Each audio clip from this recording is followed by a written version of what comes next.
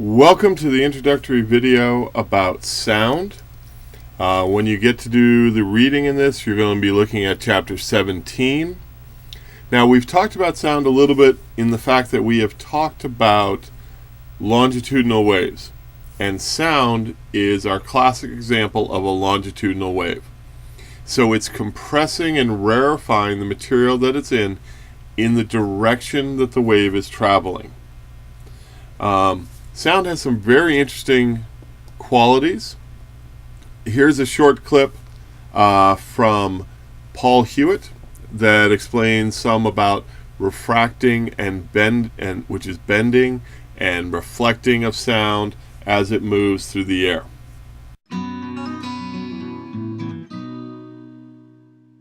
Let's discuss the reflection and refraction of sound. We call the reflection of sound an echo. Most of us have experienced that sound nicely reflects from a rigid and smooth surface, like the plastic plates above the orchestra in this concert hall. In this concert hall, the reflective surfaces are large plastic discs. Sound, however, doesn't reflect from all surfaces. It's absorbed rather than reflected from soft and irregular surfaces like curtains or drapes. Here's Lil in an acoustical quiet room, where the spongy walls absorb rather than reflect sound. And why the thick covering of fuzzy scales on a moth that also are poor reflectors of sound? Ask a bat who hunts them by echolocation. Sound does not always travel in straight-line paths. When sound travels in uneven winds or through air of uneven temperatures, it can bend. Here we see the bending of sound due to different air temperatures. Sound travels a bit faster in warm air near the ground than in cooler air above, so it bends away from the ground, as the large magenta arrow indicates. We say the sound undergoes refraction. The refraction of sound occurs when different parts of the wavefronts travel at different speeds. By wavefront is meant the front part of a wave, indicated by the blue lines, or green as I've indicated. The direction of sound is always at right angles to the wavefronts. The opposite occurs when air near the ground is cooler than air above. Then sound bends toward the ground. Again, the directions of sound waves are always at right angles to the wavefronts. As the wavefronts are bent, the direction of wave travel bends also. This bending away from the ground explains why you can often see flashes of distant lightning, but not hear the accompanying thunder. The refraction of sound occurs underwater, where the speed of sound varies with temperature. This poses a problem for surface vessels that bounce sound waves off the bottom of the ocean to chart the sea bottom's features. Refraction is a blessing to submarines that wish to escape detection. Because of thermal gradients and layers of water at different temperatures, the refraction of sound leaves gaps or blind spots in the water. This is where submarines hide. Ultrasound images of preborns is accomplished with multiple reflections and refractions of ultrasonic waves. The high frequencies of ultrasound are beyond the range of human hearing. Waves of ultrasound entering the body are reflected more strongly from the outside of an organ than from its interior. This enables an image of the outline of the organ.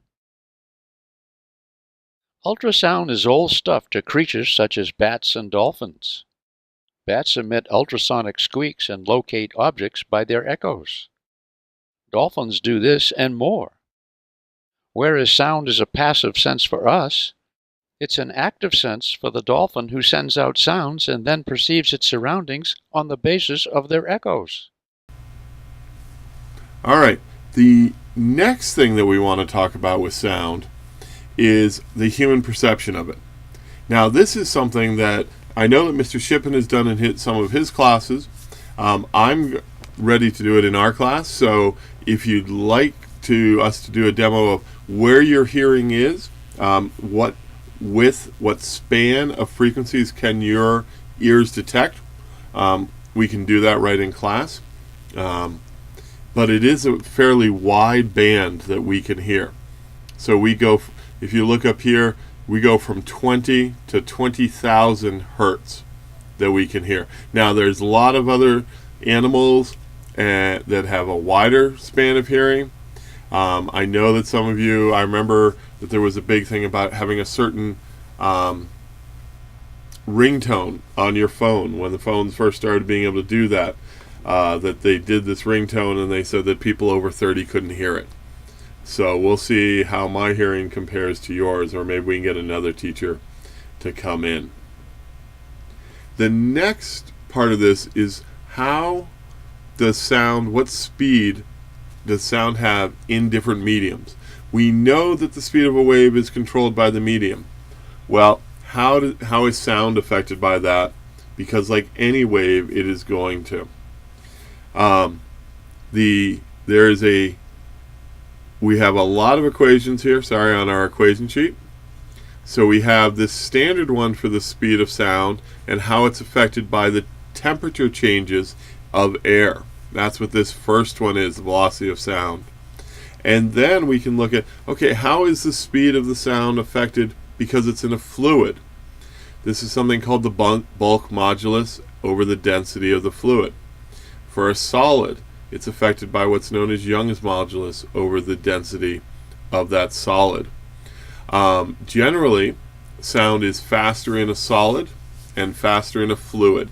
Because it is a longitudinal wave, the closer the molecules are together, the faster it moves through them. What I want to show you here is a short little demo.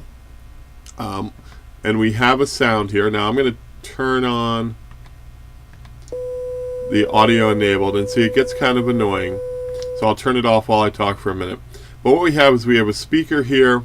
It's in a chamber that's full of air right now, and you have the gentleman here listening to it. So watch what happens as we take the air, take the medium out of this box.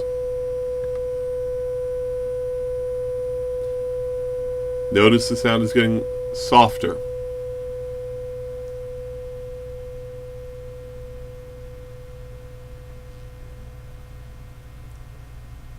And as the air goes away, as there's no more medium, there's actually no more sound being produced. You can see that the cone is still moving on the speaker, but that oscillation is not creating a wave because there is no medium to create the wave. There must be a medium. When I watch movies about out in space, and so many times they get this wrong, they have the sound of an explosion getting to them.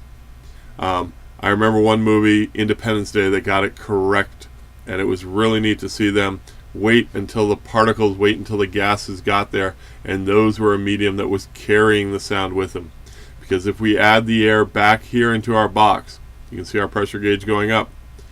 You can see the sound waves are starting to be produced again, and we can hear the sound start to get to us.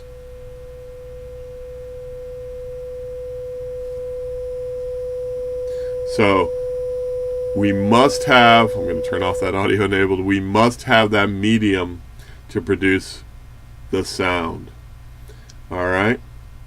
The next area that we want to talk about is the idea of sound intensity and how that relates to the scale we use to measure it, which is called a decibel scale.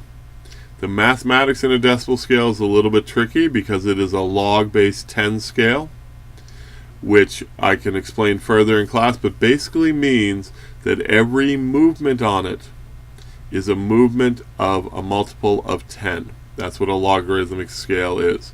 So in the example that they give here in the green box, when you read 20 decibels is 10 times more intense than 10 decibels. And the word deci in the name decibels means 10. And bells is for Alexander Graham Bell, who developed this scale. Alright, so the decibel is related back to sound intensity. Sound intensity changes as the wave spreads out. So when you produce a wave, you're producing it from a point or from a speaker, which usually is a cone shape. As that sound spreads out, it only has so much energy, so much power. And as that power or energy spreads out over a surface, the sound intensity lessens. This is why the further you are, the lower the volume, the lower you perceive the sound to be, because in one way to think of it is the wave's amplitude is getting less because that energy is spread out over a larger area. Here's a little clip explaining decibels. I thought it was interesting to learn it from a standpoint of someone who is designing sound systems to go into a car. So here's a short clip with someone else explaining and giving some examples about decibels. Hey guys, I'm Jason with Sonic Electronics, and today we're going to be exploring decibels. They're an important concept to understand if you're looking to boost your car audio knowledge. Basically, decibels are a measure of sound intensity, or the loudness, so to speak. Decimals, or dB for abbreviation, are used to measure the SPL, or sound pressure level, of your sound system. The term originates from methods used to decrease audio levels in telephone circuits and is based on the logarithmic principles of Alexander Graham Bell, and is named after him as well, decibel. A typical car audio sound system will be between 90 to 130 decibels. There are systems which achieve 140 plus dB, but these are usually SPL competition sound systems. Any sound above 85 to 90 decibels can cause permanent hearing damage depending on the length of the exposure to the sound. All you bassheads out there are most likely breaking these thresholds, but that's just the price we pay to have musical enjoyment in our lives. At about 140 dB is where you can experience permanent hearing damage with very short exposure. Agonizing pain and death of your hearing tissue will occur at about 180 decibels, but there aren't too many sounds that can achieve this level. To give you a rough idea of exactly how loud decibels are, here are a few examples. 30. All right, so we're back, and we really have two more topics to cover. The first one is about the Doppler effect. Here's a very short little demonstration about it from the show The Big Bang. I want to talk to you about before we go to the party. I don't care if anybody gets it. I'm going as the Doppler effect. No, it's not. If I have to, I can demonstrate. Hey, what's Sheldon supposed to be? Oh, he's the Doppler effect. Yes. It's the apparent change in the frequency of a wave caused by relative motion between the source of the wave and the observer. All right, and we're back. So let's explain that, what's happening with the Doppler effect a little bit more. What's going on here is if we have this little red dot here is going to be our source, and the waves are going to move at 80 meters per second. So if I hit play here, you can see the waves spreading out from that dot, and they spread out at a rate of 80 meters per second. And they're nice circular waves, because as soon as the wave leaves the source, the dot, it is independent of the source, meaning that it is now its own entity that is moving out. It is no longer controlled by the vibration that made it. So we're going to go back here, and now we're going to let our source move slightly. We're going to move it just at 10 meters per second, nice and slow. And as it moves across, one thing to notice is as it moves, it's always in a new spot when it creates a new wave. And so I'm going to speed this up so you can see this more dramatically. Okay? As it moves across, there it is in a new spot. So if you look at the wave is still a circle, but it's expanding out from where it was when the source made it. So this inner wave here, this source was here, where my arrow is, when it was created. Just like that wave on the outer, the next one out, the source was back here when it made it, always at the geometric center of it. What this has done, because these waves move independently, you can see in the direction that the object is moving, the waves get closer together. And if they get closer together, that means their wavelength gets shorter. Now we know that the speed of these waves is fixed by the medium, so they can't speed up even though that wavelength is shorter, so they have to change their frequency. And so a higher frequency we perceive as a different sound. And when this object is moving away from us, we can see they get more spread out. They get a longer wavelength. Remember that speed is fixed by the medium, so that longer wavelength makes the sound go down. That's the sound you heard Sheldon in that clip make, that because the sounds were higher as the object was approaching and lower as they were going away due to the relative motion of the source. We could also do this where the source wasn't moving, but the object was moving towards it. And you would run into more waves in a quicker fashion. Alright, I wanted to show you this from another standpoint. Here in animation 1, there is no motion between the two sources, and you can see that the waves get there at the same rate, the same frequency that they're produced, getting to the red one from the black one. In this second animation, you can see that the red one is moving towards the black one, and as we step it through, they are running into the waves more frequently, going towards the source, and then they start going away from the source, and the waves get at them less frequently. Alright? What if the source is moving towards this? This is what we saw before. Notice as it's approaching, the waves are closer together, so they're getting there more frequently. And as it goes away, the waves are getting there less frequently. Well, as it goes towards, they're very close, and then it goes away, they get further apart. So these are all effects because the speed of the wave is fixed by the medium, and so if the frequency changes because where the source is changes, then the wavelength has to change. But this is called the Doppler effect. If we get all the way up and we match the speed of the source and the speed of the wave, you can see how it rides right on that edge. And that is when we're moving actually at the speed of sound, which is a topic we're going to talk about here in a minute. Before we do, I have a really neat demo that we can do in class with a football and a couple of different ways to hear this Doppler effect actually in class. So that's another chance for us to have a demo if you guys would like to see that, and we can discuss it further in class. What we're talking about now is our last topic, supersonic speed and shock waves. What happens if you go at or faster than the speed of sound? Well, here in our demo we saw that's what happens when you move at the speed of sound. Those sound waves keep coming and building up on you. Here's a clip showing people in a plane moving at the speed of sound and above the speed of sound, and what that is experienced from in the plane and then outside the plane. Alright, I thought that was a really neat video. What they were showing there is if we're moving less than the speed of sound, the sound is just moving away from us, nothing noticed. And we do get a Doppler effect before and after, but nothing noticed inside the plane. If we go as fast as the speed of sound, right here, we build up what's called a bow wave. You also see these if you've ever been out in like a powerboat or a sailboat.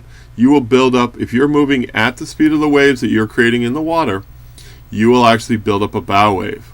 It's very uncommon to hit it exactly. A lot of times you'll go below it and you'll be like this and the waves will just be in front of you.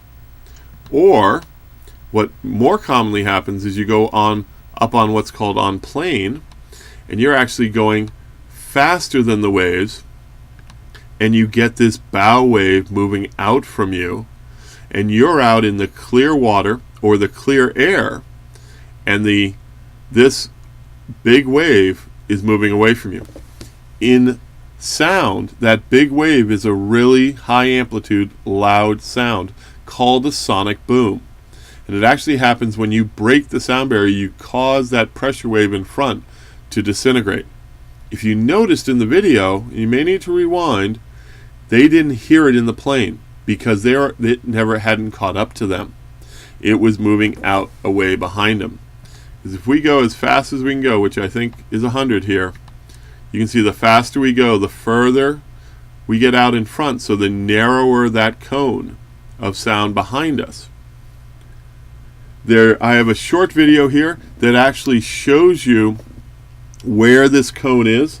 There's a couple of them, and you'll see it because what it does is, because it's a pressure wave, when the air is very humid, that pressure wave can actually cause water to condense in the air, and a cloud forms around where this pressure wave, this bow wave, is. So here's a couple short videos of planes showing that.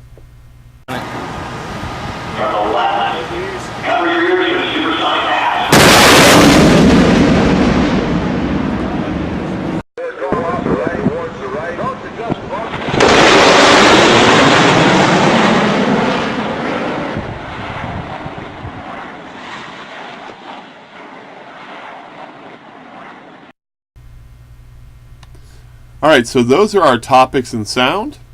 We've got a couple demos that we can do in class. And we covered a lot, I know, about sound waves, and then on to sound intensity and decibels, which is probably the trickiest math in here.